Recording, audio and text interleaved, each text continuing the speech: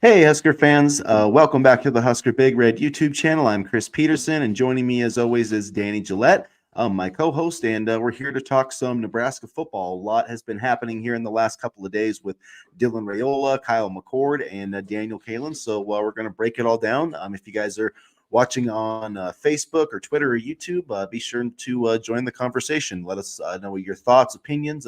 Hop in with some questions. But yeah, Danny, what are your thoughts right now, man, on everything that's taken place over the last couple of days? I don't really have any coherent thoughts. My head is spinning right now.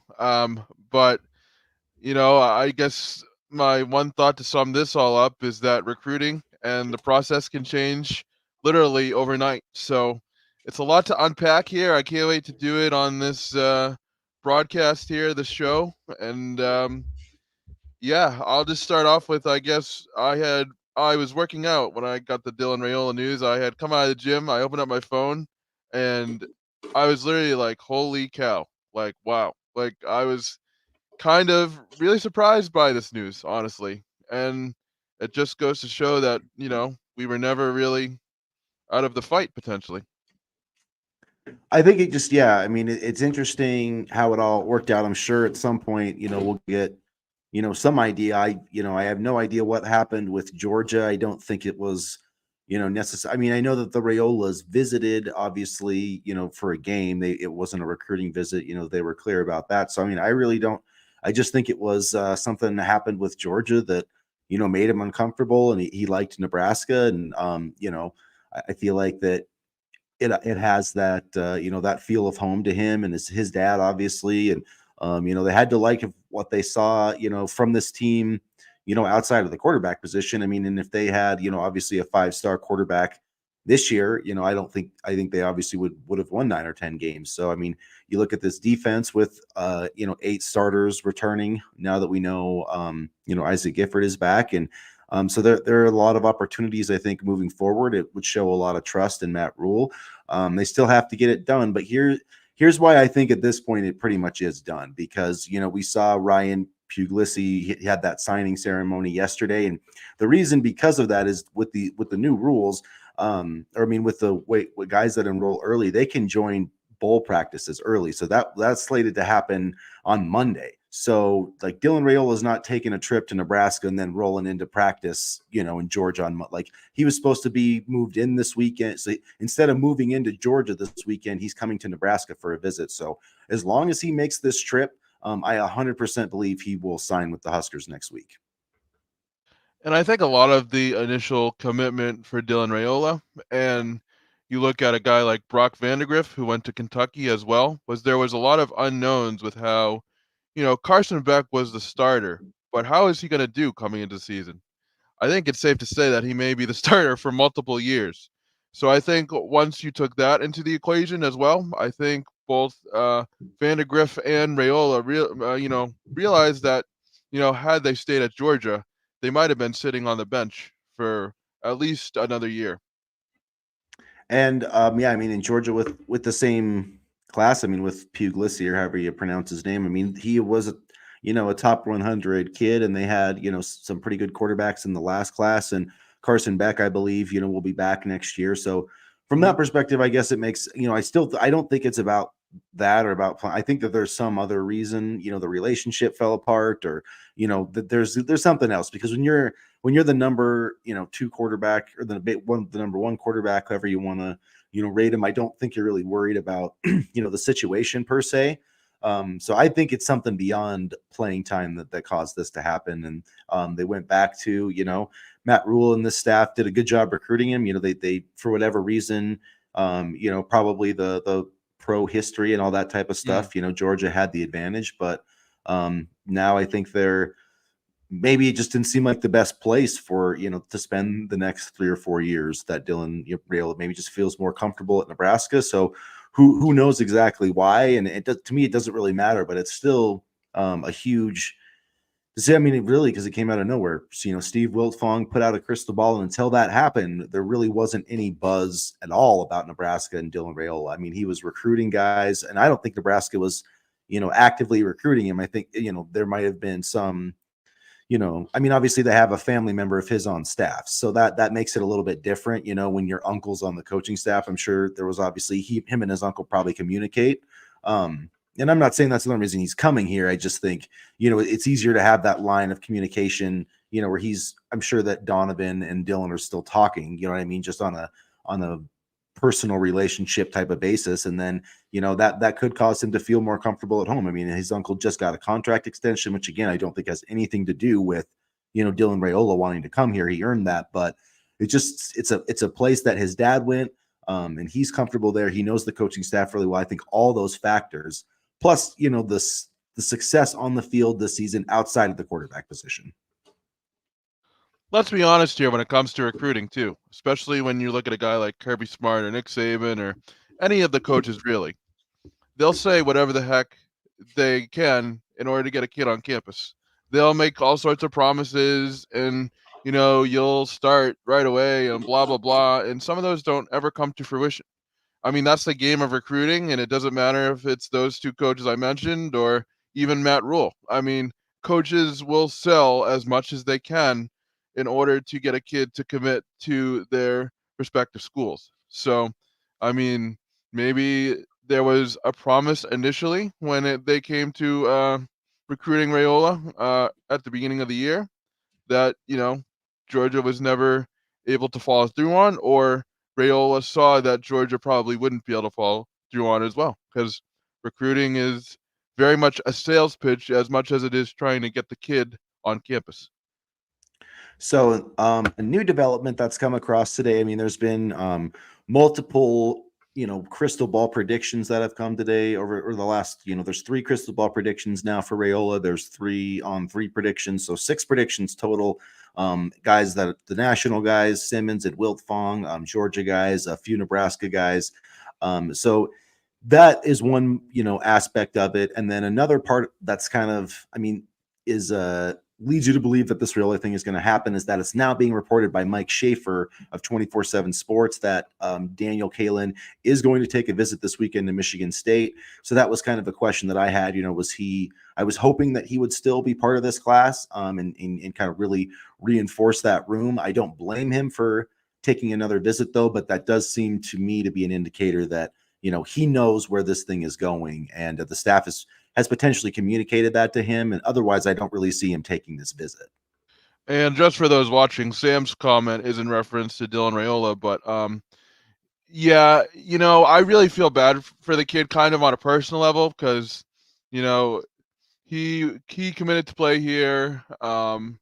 He got Carter Nelson. He had a good relationship with Carter Nelson, and I believe he was a driving force in Carter Nelson recruitment. Davon Hall, Isaiah McMorris, played with him at Bellevue West, and so on that respect, I feel bad for Kalin.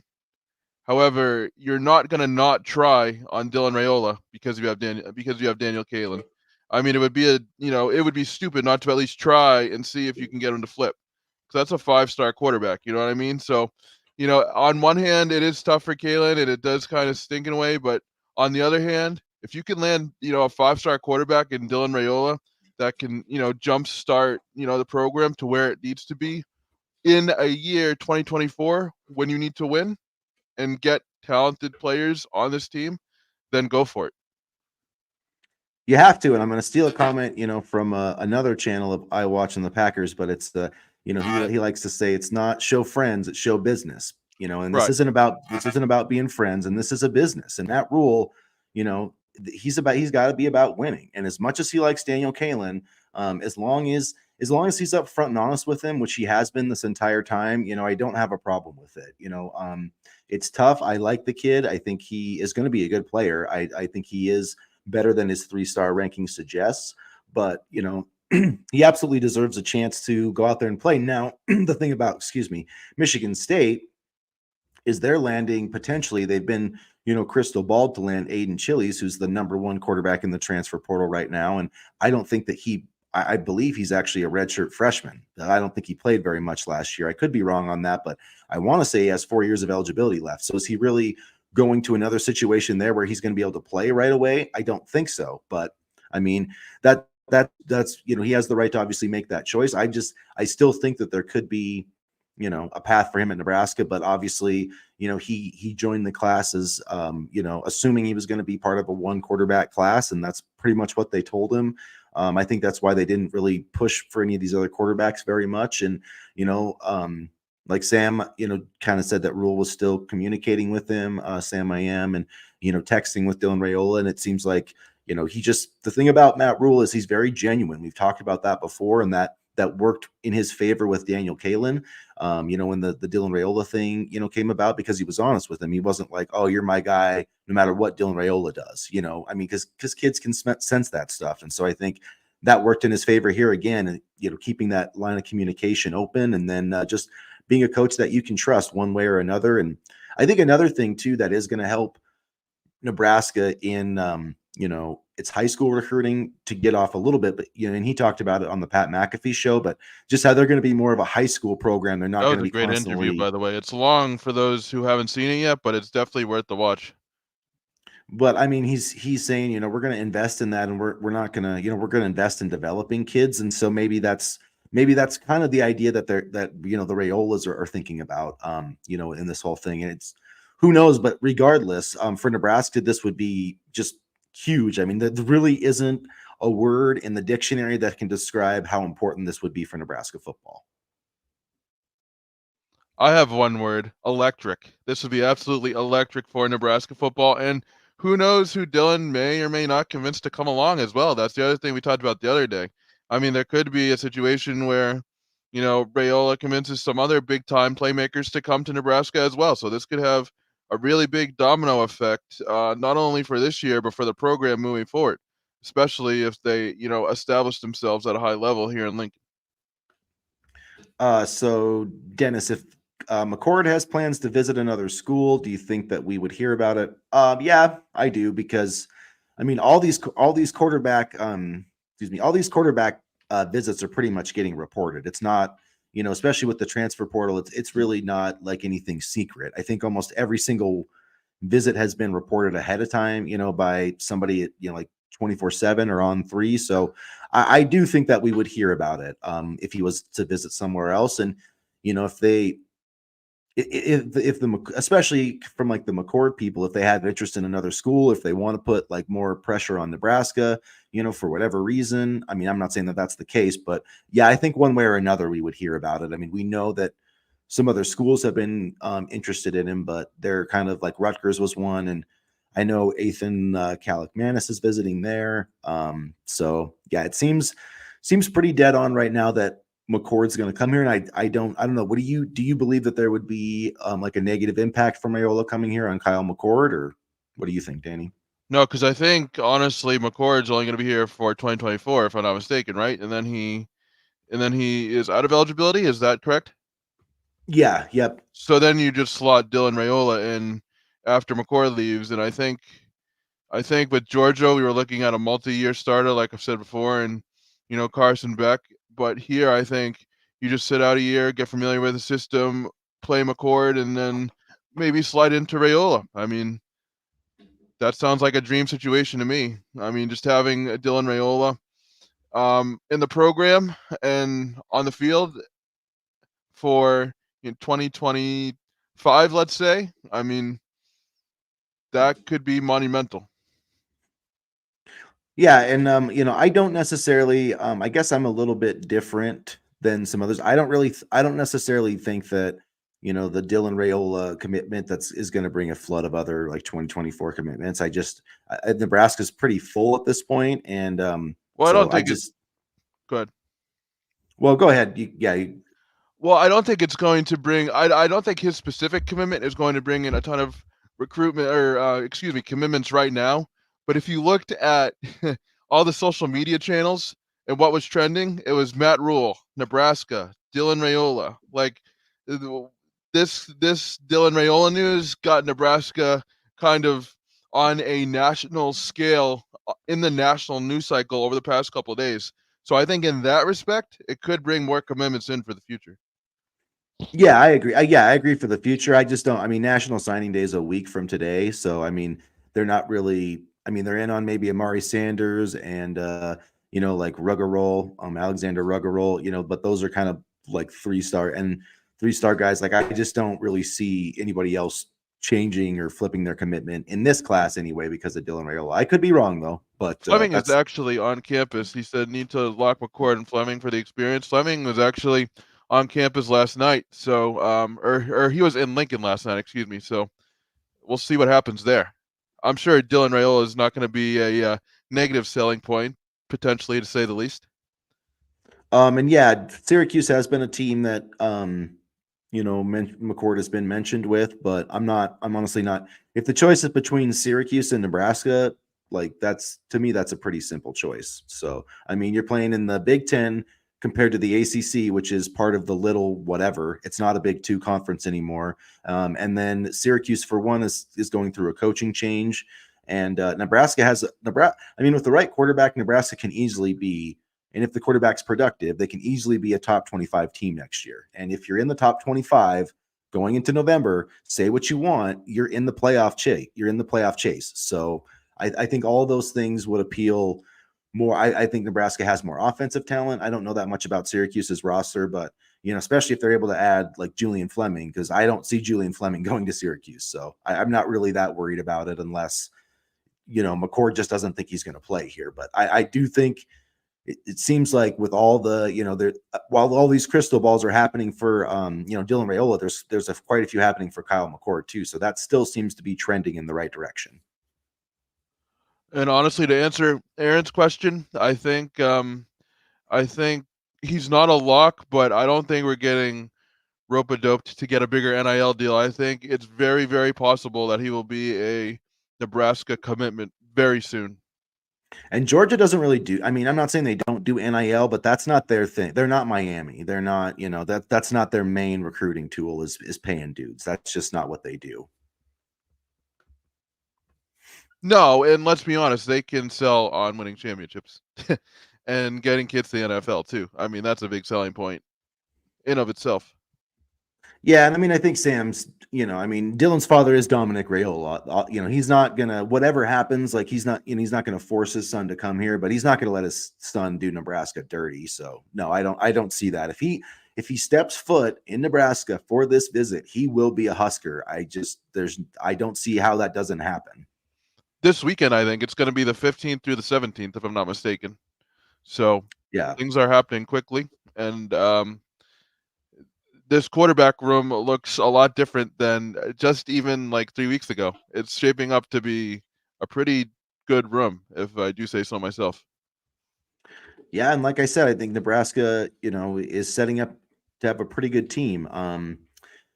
Fleming also, yeah, he has also been looking at Penn State, excuse me, Penn State and Kentucky. But I do think that Nebraska right now is the leader.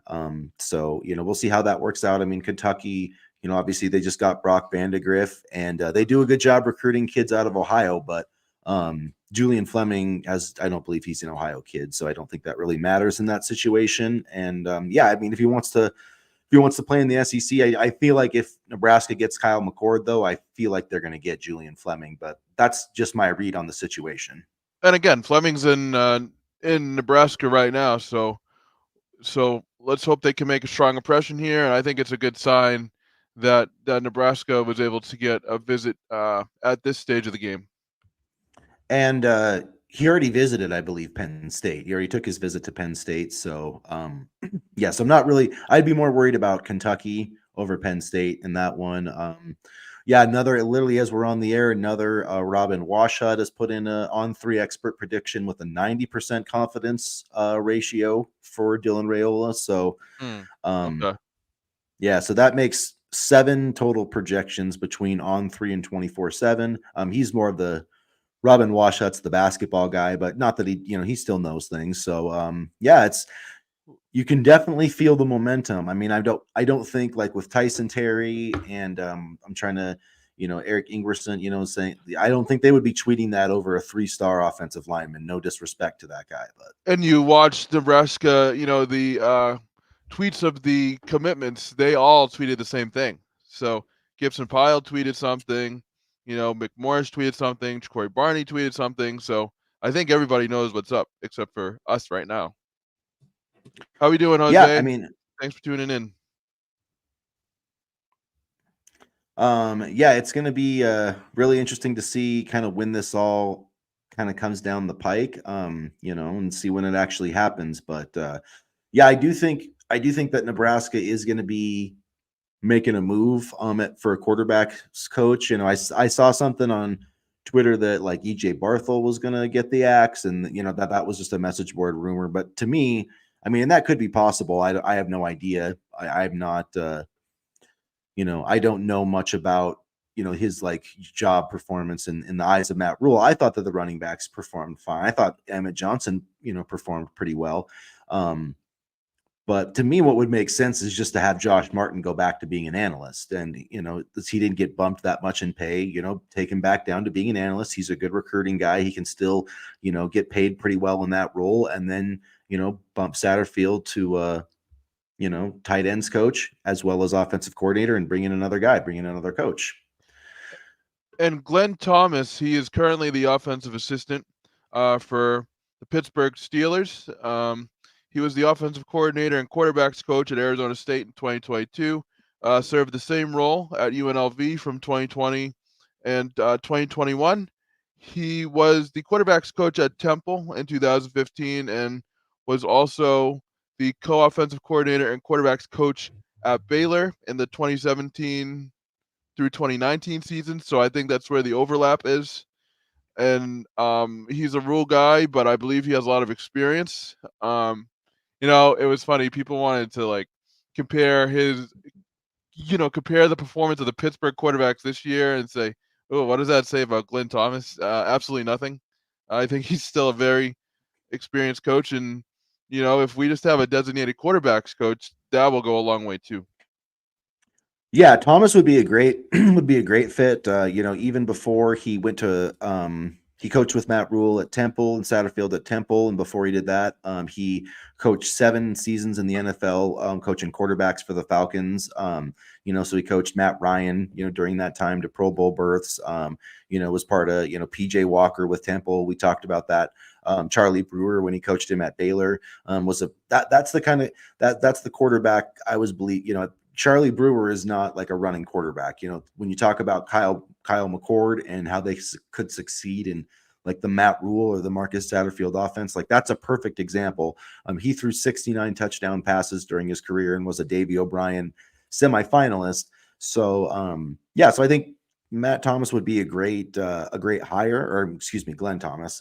Get my names mixed up there with Matt Rule, but I think Glenn Thomas would be a great hire. But again, it's does he want to have that job? Would he be? I'm sure he would probably want to be a co-offensive coordinator, which it seems like he's done that before, under Rule. So I think it would be a perfect fit. But I do think that they need to get a quarterbacks coach in here, which they tried to do last year with Jake Peets. It just didn't work out. Yeah, and I think Jake Peets honestly would have been a really good hire too. But if we can get a designated quarterbacks coach, I think that will go a long way too. And I'm wondering if any of the, a guy like Raiola knows if Nebraska is going to get one, or if Matt Rule mentioned something on that. Because to me, I think that would be a big selling point for the program as well.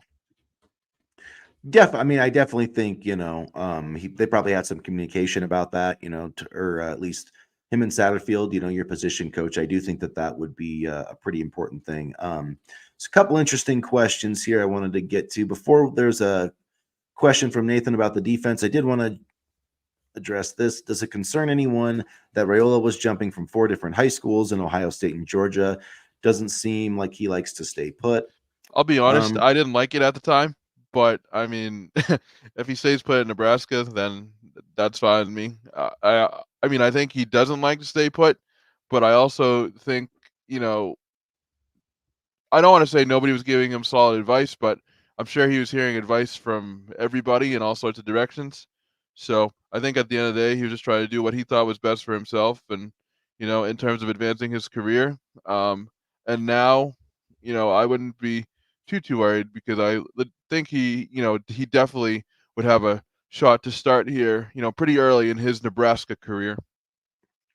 Yeah, I don't really hold it against him that much. I think when he went I'm trying to think if he went from Chandler and he was going to go to Pinnacle, I think is where he was going to Yep, transfer to. And then, and then he ended up going to Georgia and then he went to Buford, which was right. So I think that obviously if he, doesn't commit to Georgia, I don't think he goes to Buford. So, I mean, there's some context yeah, there and, decommitted from Ohio State. And that was, I want to say at the time that Ohio State was showing interest in taking a second quarterback and that wasn't communicated to Dylan Raiola or they I had agree, and I taken forget the name of the quarterback, but I believe that was the reason. or maybe they took him in 2023, but there was something where they took a quarterback and it wasn't communicated to Raiola and he didn't appreciate that. And could be something similar with Kirby Smart. I'm not sure. I don't have any inside information there, but that's just my read on the situation. So long story short, no, I'm not worried about that at all. Just he's a great player, and I think he's going to be a solid fit at Nebraska if he comes. You know what it was? It was Air Nolan. Let's see. It says the decommitment of Raiola stung Buckeyes fans hoping to land him.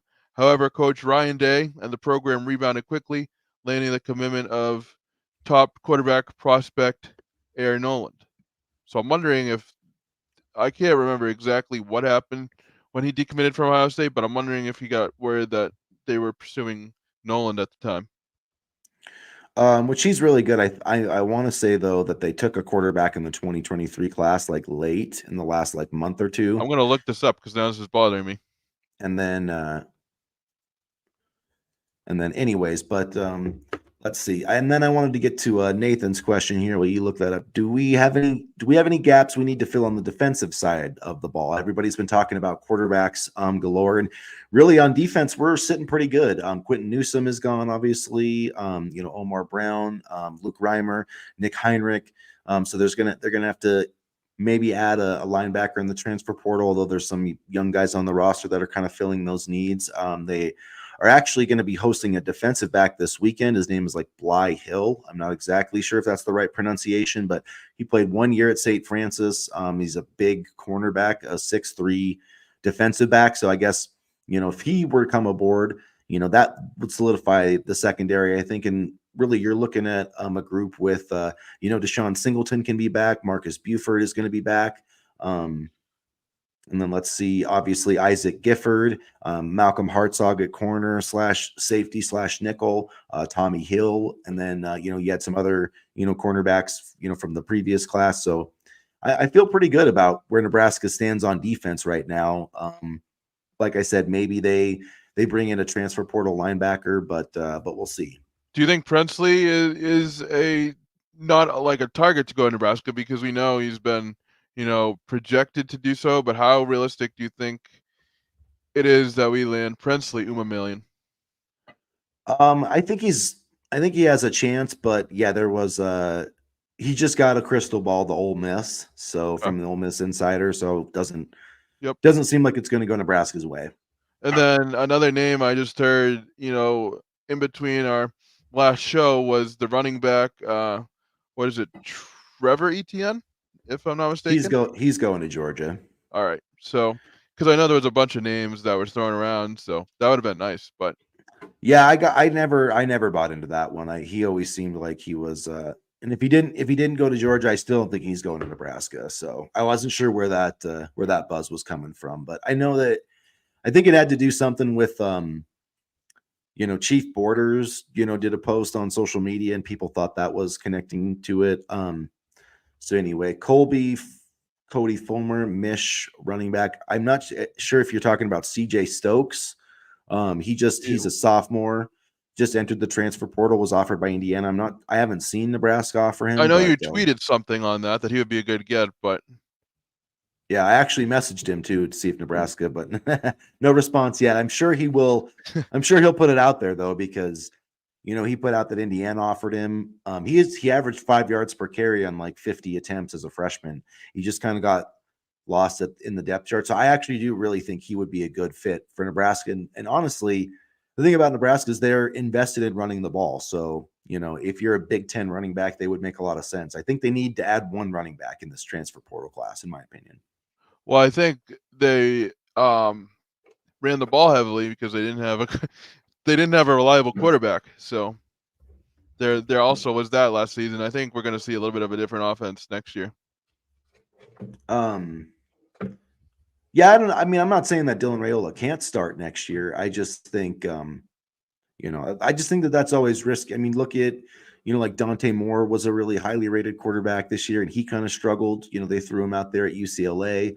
So sometimes it doesn't always, work out that well. I mean, JJ McCarthy at Michigan had a limited role. I mean, if Dylan Raiola plays next is on the team and they're both, I still think he's going to play.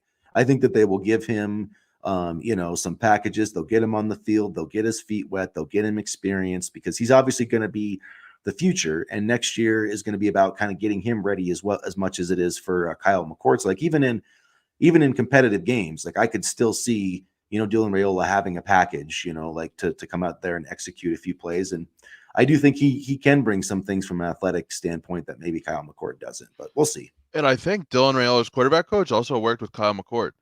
So there is that That is interesting true. tie-in. Yeah, that would be interesting. And I don't remember his name, but I don't remember his name either, yeah, and I can't find it right now. But Nash has been practicing with the wrestling team. I mean, he's technically joined the wrestling team. I don't think he's going to compete this year because I believe, the heavyweight division's like 285 or somewhere in that area. So he would have to lose like a good 40 pounds. And I don't think the Nebraska coaching staff would appreciate that. So I think he's probably working out. Maybe he is going to try to. He was like I think he was a 4-time yeah. state Hmm. champion, maybe a 3-time, but at any rate, he was an excellent wrestler. Yeah, I think wrestlers make excellent defensive linemen. I said that with Tyson Terry as well. Hmm. So I have no problem with it unless he's like actually trying to cut the 40 or 50 pounds he would need to wrestle. Then I think we're going to run into some problems. I don't think he is gonna cut though, obviously, and I think honestly having a second sport, even as a Division I college football player, is never a bad thing. I've always been a big fan of two-sport athletes, especially in the winter. And yeah, we kind of covered this already, but what does Kalin do if we get Raiola? Does he bounce? He is visiting Michigan State this weekend, so it looks like, yeah, if I think if Raiola does come through and commit, then I think Kalin will decommit, and then he'll sign next week, or maybe he'll take his recruitment into February. I mean, that might not be, some kids do like to make that decision early, and I guess he's trying to enroll early, so I don't know a lot. I do feel bad for Daniel Kalin in all of this because he did so much recruiting for Nebraska, with all of his guys and with Carter Nelson, and he's been such a great ambassador. So it is kind of a bummer to see him potentially lose his. I mean, I know they said they were going to honor his spot, so it's not like they're like, hey, dude, you don't have a scholarship anymore. That would be a bad move, but I don't blame him for if he thinks I don't another either. situation No. is going to be better for him to play. And I don't think Nelson or Bricks are going anywhere. That's just my personal opinion on it. Because this is one of the interesting situations where Rayola is perhaps a little bit better. So I don't really see them leaving to go with Kalin to Michigan State, let's just say, for this purpose of this topic. I don't see them leaving. I think they're good. I don't know. How about you, Chris? I mean, you can never say never, but I mean, like maybe, I mean, the way that I haven't seen Isaiah McMorris on Twitter, but Davon Hall seems pretty excited about, Yeah, the Dylan Raiola news. So I don't think it's going to affect him. I mean, it's possible that McMorris could, be offended by the way Nebraska handled it or something and decide to go to Michigan State. I mean, it's not, that I'm happens. not, Yeah. yeah, but I'd be surprised. It's just they have every team has their. I mean, Michigan State could be because they have a new coaching change, but everything else, you look at most recruiting classes, like they're pretty well spoken for at this point. So that's why I just really don't see Nebraska kicking out guys in its class to add more guys that like want to come because of Dylan Raiola. I mean, maybe if Brandon Baker or Ryan Wingo are like beating down your door, then maybe you do. Maybe that does happen, Ryan but Wingo would be nice. I gotta say, I've always really liked Ryan Wingo. I would love if he came to Lincoln. I'm not even gonna lie. Actually, I thought about this too. Wonder if Purdy would head to Iowa State. I mean, I know they had some quarterbacks, but yeah, it seems like to me they could use a veteran. I think they lost one of their guys in the gambling, or maybe a couple of guys in the gambling scandal. So yeah, it might be a It's not decent fit funny, for but him. like just like a very very interesting thing because we lost Aaron Willis, right, in Yeah, basketball. yep. And he could potentially come back next year, I think, but because the NCAA finally put out some rules on that. But yeah, Well, I yeah, don't 'cause they're see sponsored by Chuba. DraftKings, and then all of a sudden it's bad for the athletes to gamble. So go figure. But I get why, because then they can, you know, throw games in theory, but still. But yeah, I don't see Chuba Purdy coming back. So and then there was another question, like how many receivers do you see Nebraska adding in the transfer portal? I think just one. I don't think they're going to Yeah. be, this roster is pretty full. I mean, it really is pretty full. You have a lot of guys that have, like Ben Hart. I mean, Turner Corcoran probably is going to come back. I mean, Ethan Piper, I believe, is coming back. Gifford's coming. I mean, there's a lot of guys coming back.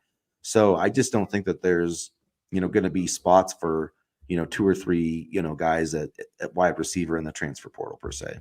It's so interesting that Ben Hurt's coming back, because if he has another good season, I mean, we laughed at Matt Rule, or I laughed at Matt Rule when he said that Ben Hart could potentially be an NFL player. And yes, I know he said the same thing with Jeff Sims and whatever, but if Ben Hart has another good year, then I could see him maybe, being signed to, a team after the draft, or even getting drafted. So And I'm not. Are you talking about Damon Demas? I'm not sure. yeah, The yeah, JUCO guy. Demas. Okay. Yeah. Yeah. Not. There was some talk there. I'm not sure. He hasn't come for a visit. There's another guy, Trey Richardson, that's supposed to visit. Well, he used to be a Saturday, 5-star. right? Yeah, Demas was a 5-star coming out of high school. He's not. He's a JUCO now. He played JUCO this past season. Mhm. So I want to say that's who you're talking about. So, Yep. yeah, unless Jose, unless you're talking about a high school recruit, but I do, like I said, I don't see them flipping like a high school 5-star receiver for 2024. Okay. Yeah, no, that's exactly what he's talking about. But I think honestly, for the receiver position, we're pretty full right now. So, um, and I'll just ask you this, Chris, because I haven't heard anything, and I'm wondering if you did. I know Matt Rule talked about getting, potentially a waiver for Marcus Washington. Has there been any updates on that? I haven't seen anything, but No, I mean he's going to try for an injury waiver, but I doubt he gets it granted because he played like 6 games this year. So yeah. he's going to try. You never know, but my guess is he wouldn't get it. So this question from Aaron's an interesting one. Do we think Haarberg is going to make the move to halfback or H back? I mean, he does have athleticism. I mean, we've seen that. At times this year he caught a pass against Minnesota in the opener. To be honest with you, I'm not really sure where he fits on this roster, and that's not a knock on him. But when you talk about bringing in the players that we're going to be bringing in, I don't know necessarily. Maybe an H back. I don't know. What are your thoughts, Chris? I think they could find it. Yeah, I think they could find a way for him to work. Yeah, H back, like tight end, fullback, kind of like what I was saying. Some power run situations. I think he could have a spot on the team. And I mean, I just don't see him leaving because I mean, if all the reports are true, he's dating Harper Murray. So like, I don't see, unless she like breaks up with him, like I just don't see him leaving. I think he likes Nebraska, and yeah, I think they could come up with the Taysom Hill type package for him and play him on special teams. And I think he can find a way to contribute. I don't think it's ever going to be like a huge role, but there's Yeah, a way he could play, between offense and special teams. I think 10 or 20 plays a game where he could be a productive player you and got to he'll use hit the that shit out speed of somehow. somebody. Yeah, you got to use that speed somehow too, because I'll never forget that Louisiana Tech run that he had. That was, I believe, you were on a plane to Wisconsin, if I'm not mistaken, at the time. But watching that run on TV was absolutely crazy. Yeah, and he can hit. So I mean, I think he would be a good lead blocker, but we'll see. I don't. Yeah, it would be interesting to see him go somewhere else. I mean, maybe he would drop down to like the FCS or whatever. But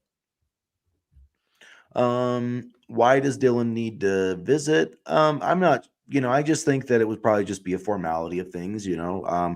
Get everything kind of locked in. That's my read on it. Yeah. He Yep. hasn't taken an official visit, and just to be 100% sure that's what he wants to do. Just because all these predictions have come in and it makes it seem like that's what he wants to do, that doesn't mean he's 100% sure on what he wants to do. So everybody's reading.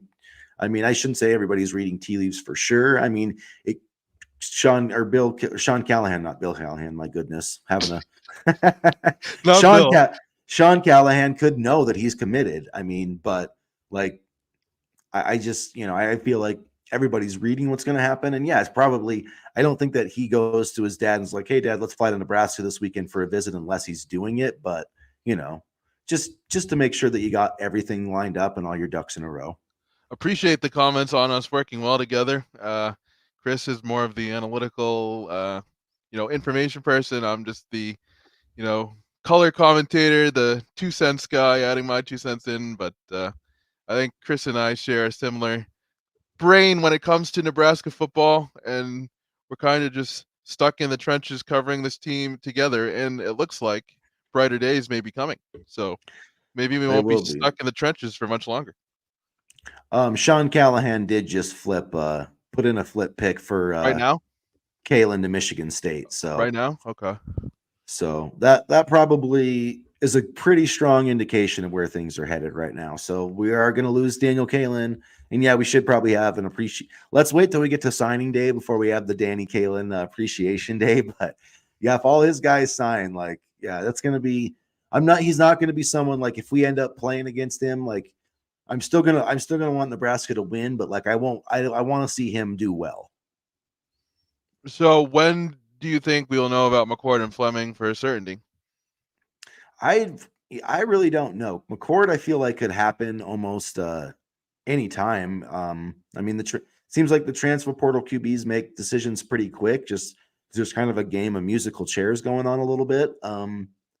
Yeah, if we don't, I would say this weekend. Yeah, if we don't hear something this weekend, I would say if we don't hear something by this weekend, I would be worried about McCord. Like maybe he's visiting somewhere else. I think Raiola will probably give his commitment to the coaching staff. I'm interested to see if he does like a signing day type thing, if he does like the 24/7 sports, like I'm announcing on national, I puts hope the not. hat Those always thing. make me nervous for some reason. I don't know. I know they do make me nervous, but it would be kind of cool to see him choose a Nebraska hat over Georgia, like live on TV. But I don't know. I feel like 24/7 is going to try to convince him to do that. So, well, he's probably going to tell the staff if he's committed. I don't know that we're going to get like the Hayes Fawcett edit announcement that we all want. We'll probably have to watch it live on 24/7 YouTube. Well, Hayes Fawcett already did a top 32 announcement or a top 25 announcement for Raiola back in February, so I wouldn't want him to waste all his graphical powers on Dylan Raiola. So, Yeah, you're right, Sam. I mean, yeah, he has done that twice, so I could yeah. be wrong, but he's still the number 2 recruit. I think they're gonna try to get him to. Maybe he won't, but like this, he's basically the Arch Manning of this class, essentially. Like when I was explaining it to my wife, like she didn't know why I was so excited, but she knew the name Arch Manning, like Peyton Manning and Arch Manning, and I'm like, this guy would be like signing Peyton Manning, So I wouldn't shock me if they try to make him go on TV again. No, I mean, because no matter what, I mean, just the name Dylan Raiola. Look, we're talking about it. Twitter's talking about it. Facebook's talking about it. I mean, there is a lot of buzz surrounding his name, and at the end of the day, it's good for clicks. I mean, let's be honest here. So, Yeah, and we should say too, yeah, we probably should have said it earlier, but if you don't subscribe to the channel yet, please hit the like button and hit the subscribe button. It definitely helps us out as we try to, get more traffic and 176 live viewers. I can't believe that many of you want to watch us, but we thank you very much. We appreciate it. There's a lot to be excited about right now, and I think you're going to see these lives more often, hopefully. Raiola's broken my heart on 3 different occasions. Can't believe some teenager has that much control of my emotions. I Yeah, agree, well, Jose. I was pretty heartbroken when he chose Georgia. I remember being very upset. So I totally get where Jose is coming from, and I don't know about you, Chris, but I did take it pretty hard when he committed to Georgia initially. yeah, I would say, yeah, there's nothing rational about being a fan of a sports team. So yeah, it makes sense. Oop, I got it. Yeah, and then do you On a think? personal level, maybe, but from a football standpoint, probably not so much. Yeah, I mean ideally, like if you, yeah, I think you wouldn't mind having him because then you've got 3 quarterbacks you feel pretty good about, right? Like going forward, and I would, like yeah, like if but that's just not a reality in today's college football anymore. It's very difficult to have, like Nebraska would have 3 and I'm just assuming that Kyle McCord was in Elite 11 because he was so highly ranked, but they would have 3 Elite 11 quarterbacks I in can their look room that at up one for you. time. So yeah, I think if it was up to Matt Rule, I absolutely think that Daniel Kalin would stay and be part of this class, because then your quarterback room would just be like for the next 4 years you would be set. But at the same time, that's probably not what's best for Nebraska is not going to be what's necessarily best for Daniel Kalin. And so, you know, although at the same time, I mean, there's no reason that Daniel Kalin couldn't come here for a year or two and then, develop and then transfer out somewhere else. I mean, it's just, you never know what the right path is for somebody, but you can't really say what's right either. So if he feels good about, I mean, Jonathan, the one thing about Michigan State, as it should be said, Jonathan Smith is really well known for developing quarterbacks. So Daniel Kalin would be going to a pretty good situation there. So, okay, somebody asked, was Kyle McCord part of the Elite 11? He was part of the class with Caleb Williams, Ty Thompson, Brock Vandegrift, Tyler Buchner, J.J. McCarthy, and Drake May. Also Garrett Nussmeier, just to name a few. So that's a pretty good Elite 11 class. A lot of recognizable names there. Yeah, and I've said it, time and again. I think Kyle McCord would be a drastic upgrade for Nebraska for sure. So hopefully that gets done. I really hope that gets done by like this weekend, because I'm going to be, if it gets to like Saturday, I'm going to be a little bit worried. I want to know, I don't think we'll ever get the full scope of what Rule told Kalin, obviously, but I mean, I think maybe because I was a little bit confused on this, and you can kind of, if you read this any other way, Chris, honoring the commitment, does that mean keeping the scholarship so that he can attend classes if he decides not to play on the team? No, I just think that they meant like they'll still take you as part of the signing class. Like you still have you still have a spot, in a scholarship in this class, basically. So Hmm.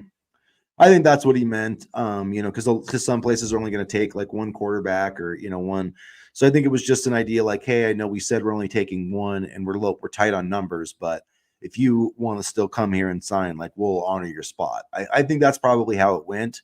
Like Matt Rule is not an idiot. Like he knows that he probably knew before he told Daniel Kalin what the response was going to be, but at the same time, he still deserved to say like, hey, you committed here. If you want a spot here, like it's yours, but obviously, if you want to go somewhere else, like we're not going to stop you. And not that they can stop him, but I think it'll probably work out well for both parties. But like I said, I still think if Matt Rule had his choice, like I believe that Matt Rule would take both in this class if he, didn't have to worry about the egos and competition and all that, because Hmm. like somebody else pointed out, we still need another quarter, and we're going to try to get one in 2025, but I mean, we're still only going to have like who's going to be in the quarterback room? McCord, Raiola, and then who? I mean, Alex Mansky, maybe? but that won't be till next year. I mean, I'm talking Oh, about this season. oh, Like okay. what if, God forbid, one of them gets hurt, and then you're going into the game. Who's your backup? You know what I mean? Like if say McCord gets hurt, and then Dylan Raiola's got to start, who's playing if he sprains his ankle or something? Like you need somebody. So I mean, whether that's Heinrich Haarberg or somebody else, like that's still a pretty thin quarterback room. Yeah, no, I agree. And any idea on where Jeff Sims may go? I'm sorry. I'm not too sure on where Jeff Sims may go, to be honest with you. I haven't really heard too much. I don't know if you've heard anything, but I think he's going to be a group of 5 guy, probably go, which is totally what Casey Thompson did. But I would, if I was him, I would go to like, yeah, Liberty or someplace like that where he can start and not have the pressure, and, just try to put some good stuff on film for the NFL, because he does have talent. He has a hard time reading defenses. And so, yeah, he's got a lot of work to do. But I would try to, if I was him, I would try to go somewhere that has like a QB guru as the offensive coordinator or the quarterback's coach or whatever. SMU with Rhett Lashley, maybe? I don't know. I mean, that's Yeah. a name, potentially.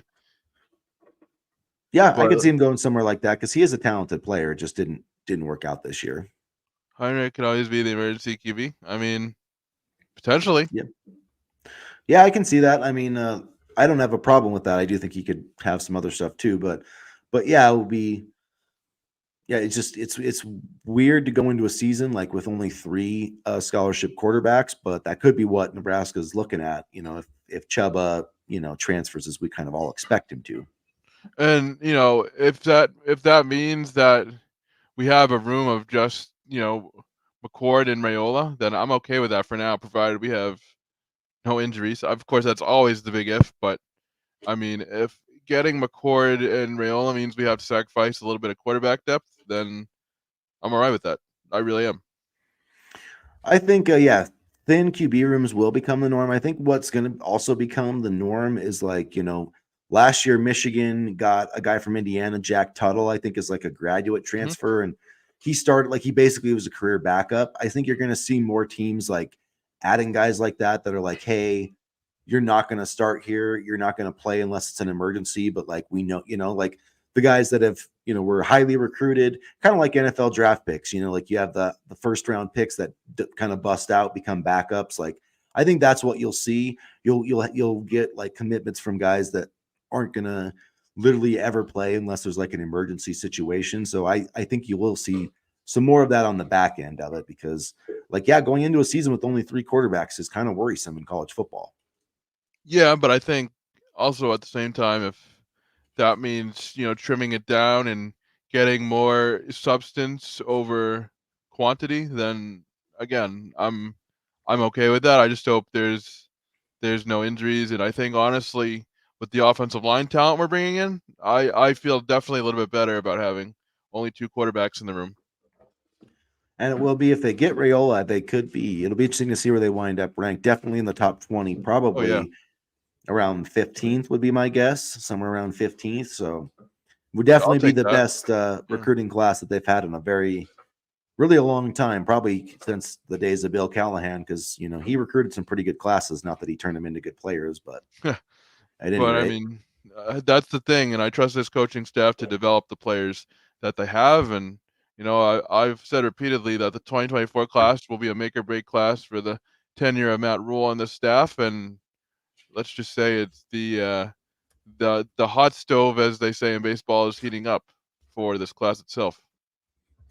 yeah, and hopefully we start to get some more.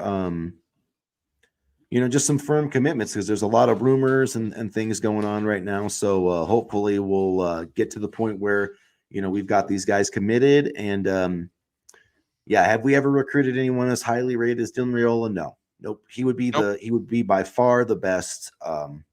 Yeah, I don't even know if Nebraska has ever. I'm not 100% sure if they've ever landed a composite 5-star recruit. I think they have, but I'd have to double I'm check. gonna hold on. Let me look that up real quick, and you can answer some more questions. Because I mean, I definitely know that this is the highest quarterback we've ever recruited. But Yeah, for sure. Yep. He's definitely Marlon Lucky, you're right. Marlon Lucky was a 5-star. Thanks, Husker Chuck. that's right. Um, It was. but yeah, Gary Jims. There's all, oh, that's pretty Mm. funny. I do, yeah, I like Jims better than Jeff Sims. Purify, I think, was a JUCO 5-star, though. I don't know if he was like a high school 5-star. Yeah, I'm But not. I'm not seeing too many 5 stars on this list. I'm looking at all time. So I think, honestly, I think this would be this one of might our. this might be the best recruiting class ever that Nebraska's had. I mean, at least I'm saying in the 24/7, like rankings era, because you have, assuming everybody signs, you'd have 3 top 100 commitments. So So did they have the rankings when Tommy Frazier was playing back in the mid '90s? Were the recruiting rankings a thing? I think Tom Lemming did, and I do think that Tommy was a 5-star in those rankings. I think Tom Lemming was like the first guy to kind of rank people, but there wasn't. Yeah, so like there wasn't the rankings like we know today though back when Tommy was, but he was definitely highly rated. He was probably, I mean, I would have He to was say rated the him. number 3 recruit in the country by Tom Lemming. Yeah. So and So then by today's standards, that would be a 5 star, I would think. yep, definitely. And then I would probably say that Lawrence Phillips would be my guess was a 5-star. Mhm. Um Eric Freer says Aaron Green and is that Baker Steinkühler? 5 stars. Yes. I That makes believe so. sense. Yeah. Yeah. So hypothetically, how much could Raiola play and retain redshirt? That would be the four. That would just be 4 four. games Yeah, 4 games. Okay. plus any bowl game. No, you can play the postseason games don't count. So, like if you like theoretically, I'm saying if Nebraska, went 10-2, made the 12-team playoff or whatever, any like Raiola could theoretically say like Kyle McCord got hurt or something. This is just crazy scenario, but say Kyle McCord got hurt, Raiola could start throughout the entire playoff as long as he only played 4 games during the regular season. He would still maintain his eligibility. So postseason games don't count towards that. So at any rate, No, but I'm about ready to wrap up here. I know I see the questions continue to roll in. We appreciate you guys coming in the chat. We've had a lot of live views today, a lot of support for the channel today, and Chris, let's hope we do another one of these soon. Maybe a Julian Fleming, Kyle McCord, Dylan Raiola commitment stream or something like that. And I'm hoping we can do another one of these soon. yeah, we'll have to. We're still kind of, try to fine tuning our streaming schedule. So, I mean, if this is a time that works for people, we can also do that too. But yeah, we'll definitely next time we have some big news, we'll try to hop on and have another Nebraska football chat. So, thanks everybody for joining us today and supporting the channel. It's been awesome. If you haven't subscribed yet, please do so, and please like and share and continue to comment. And as always, go Big Red. Go Big Red.